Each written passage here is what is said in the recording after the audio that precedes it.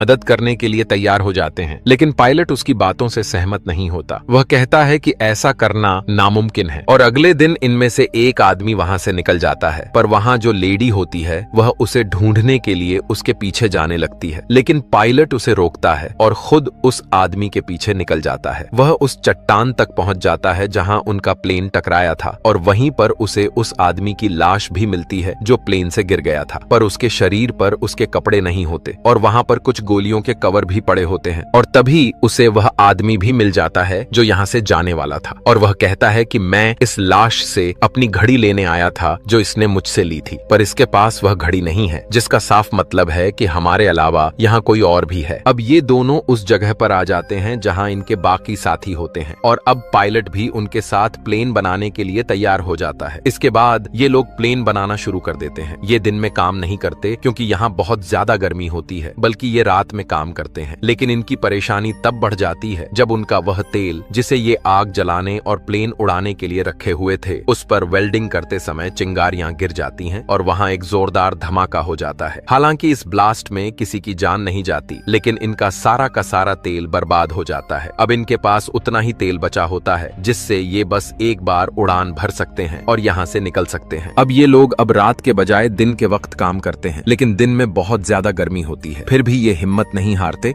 और काम शुरू कर देते हैं। अब जब इन्होंने प्लेन को रीबिल्ड करना स्टार्ट किया है तो एक विंग को जोड़ना जरूरी है। इनके पास सिर्फ एक ही मौका है। अगर विंग गिर गया तो ये लोग प्लेन को दोबारा नहीं बना सकते क्योंकि इनके पास क्रेन नहीं है। ये विंग को धीरे धीरे ऊपर से नीचे गिराते हैं, लेकिन अचानक वो चैन टूट जाती है जो विंग को होल्ड किए हुए थी। विंग जमीन की तरफ घिसकता हुआ जाता है और सीधा प्लेन से टकरा जाता है। ये देखकर सब हैरान रह जाते हैं। प्लेन के अंदर इनका एक दोस्त पहले से होता है जिसका काम था उस विंग को बोर्ड से जोड़ना। जब विंग गिरता है वो बाहर आता है और कहता है मैंने काम मुकम्मल कर दिया। असल में विंग गिरते हुए उसी जगह पर लगता है जहां लगना चाहिए था। इस तरह प्लेन का स्ट्रक्चर मुकम्मल हो जाता है। अब सबको उम्मीद होती है कि वो यहाँ से उड़ा सकते हैं। सब खुशी मनाते हैं, डांस करते हैं और एंजॉय करते हैं। साथ ही वो रेगिस्तान की रेत हटाकर एक रनवे तैयार कर रहे होते हैं ताकि प्लेन टेक ऑफ कर सके। लेकिन सब कुछ आसान नहीं होता। एक दिन एक डेंजरस इलेक्ट्रिक स्टॉर्म आता है। बिजलियां गिर रही होती हैं और विंग के अंदर पेट्रोल होता है, इसलिए सब लोग वहां से दूर भाग जाते हैं। एलियट नहीं जाता। वो चाहता है कि प्लेन सेफ रहे। जब उस पर बिजली गिरने वाली होती है, फ्रैंक उसे खींचकर नीचे गिराता है और उसकी जान बच जाती है। अगर एलियट को कुछ हो जाता तो फिर कोई प्लेन मुकम्मल नहीं कर सकता था। अब ये लोग अपने प्लेन का नाम फीनिक्स रखते हैं। फीनिक्स इजिप्शियन मिथोलॉजी का एक जानदार होता है जो रेगिस्तान से दोबारा जन्म लेता है। बहुत पावरफुल माना जाता है, लेकिन अभी भी इन्हें अपने प्लेन पर काफी काम करना बाकी है। धीरे धीरे इनका पानी भी